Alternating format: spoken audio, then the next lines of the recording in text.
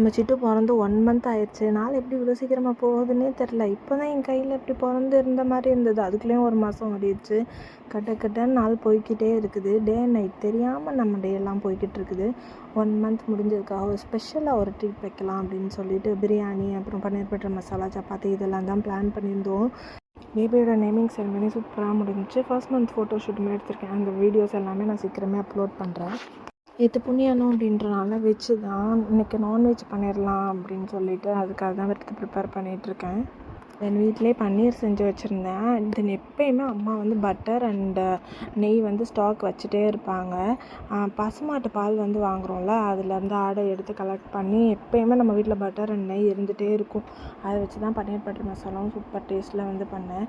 வீட்டுக்கு வந்து பேபியை பார்க்க வர்றவங்கெல்லாம் கேட்குற ஒரே கேள்வி, எப்படி இத்தனை வெரைட்டி வைக்கிறீங்க, குழம்பு வைக்கிறீங்க, அதை வைக்கிறீங்க, எப்படி டெய்லியும் வந்து மேனேஜ் பண்ணுறீங்க பேபி வச்சுட்டுன்றது தான்.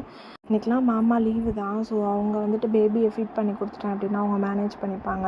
தென் அம்மா காய் எல்லாமே கட் பண்ணி கொடுத்துருவாங்க. நான் கடை அப்படின்னு சமைச்சிட்டேன். ஆனால் சப்பாத்தி போட்டதோட கிரெடிட்ஸ் எங்கள் மாமாவுக்கு தான் போகும். ஒரு 5 மினிட்ஸ் டைம் கொடுத்தா போதும். கட்டுன்னு 10 சப்பாத்தி தேய்ச்சி கொடுத்துருவாங்க. அவங்க ஆர்ம் ஸ்ட்ரென்த்லாம் அதில் தான் இறக்குவாங்க.